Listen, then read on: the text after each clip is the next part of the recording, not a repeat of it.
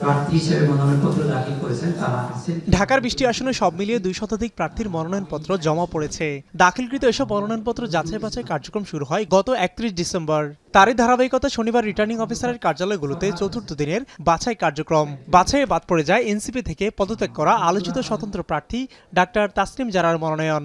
কারণ হিসেবে জানানো হয়, স্বাক্ষর নেওয়া ভোটার ঢাকা 9 আসনের ভোটার নয়। ওনারা জানতেন যে ওনারা ঢাকা 9 ভোটার, সেই অনুযায়ী ওনারা স্বাক্ষর দিয়েছেন এবং নির্বাচন কমিশন কোনো উপায় রাখে নাই ভোটারদের জানার জন্য যে তারা কোন আসনের ভোটার কিংবা ভোটার নাম্বার কত। ঢাকা 6 আসনে বিএনপির ইশরাক ও জামায়াতের আব্দুল মান্নান সহ 5 জনের প্রার্থিতা বৈধ ঘোষণা করে ঢাকা মহানগর রিটার্নিং কর্মকর্তা। ঢাকা 8 আসন থেকে বাছাইয়ে মনোনয়নে টিকে যায় এনসিপির নাসিরউদ্দিন পাটোয়ারি। আমাদের যে নেতৃত্বাধীন যে জোট রয়েছে, সকলে আমরা মিলে একটি ডিজিটাল বাংলাদেশ উপহার দিব, যাতে এই ধরনের আমলাতান্ত্রিক জটিলতা না থাকে। সকল প্রার্থীর প্রতি তারা সমান আচরণ করছেন, তো এটা তো একটা বিরাট পরিবর্তন বটেই। এটাকে আমরা সাধুবাদ জানাই। কালো টাকা, পেশি শক্তি এবং অন্য কোনো ধরনের সন্ত্রাসকে আমরা মানে না করব।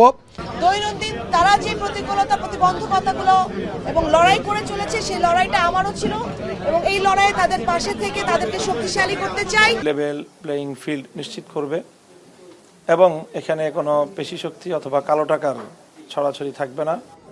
সেগুনবাগিচা ঢাকা মহানগরের 13টি আসনে 119 জনের মনোনয়নপত্র বৈধ ঘোষণা করা হয়। 54 জনের বাতিল এবং একটি স্থগিত করে রিটার্নিং কর্মকর্তা।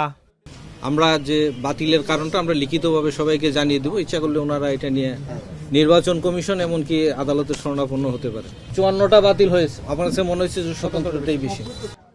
বগুড়া 2 আসনে মনোনয়নপত্র বাতিল হয়ে যায় নাগরিক ঐক্যের আহ্বায়ক মাহমুদুর রহমান মান্নার। তবে ঢাকা 18 আসনে দাখিলকৃত মনোনয়ন বাছাইয়ে টিকে যান তিনি। আমি কোনো কনফিউশন হয় যদি এখানে তাদের সিদ্ধান্তের কোনো পরিবর্তন হয়, আমি এখানেও একটা জমা দিয়েছি।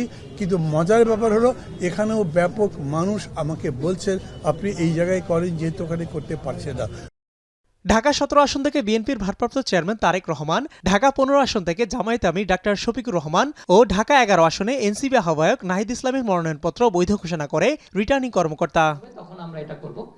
শনিবার দিনব্যাপী বাছাইয়ে 20টি আসনের প্রায় 160টি মনোনয়ন বৈধ ঘোষণা করা হয়। রোববার শেষ হচ্ছে মনোনয়নপত্র যাচাই বাছাই কার্যক্রম। রিটার্নিং অফিসারের সিদ্ধান্তের বিরুদ্ধে আপিল করা যাবে আগামী 9 জানুয়ারি পর্যন্ত। গ্রহণ করছি, তবে আপনি টিন সার্টিফিকেটটা দিয়ে দিয়েন আর কি। মিয়া আমিরুল, এখন, ঢাকা। 72 ঘন্টা ময়েশ্চার লক সমৃদ্ধ লিলি বডি ওয়াশ, শিয়া বাটারের গুডনেস স্কিন রিপেয়ার করে রাখে সফট ও গ্লোয়িং।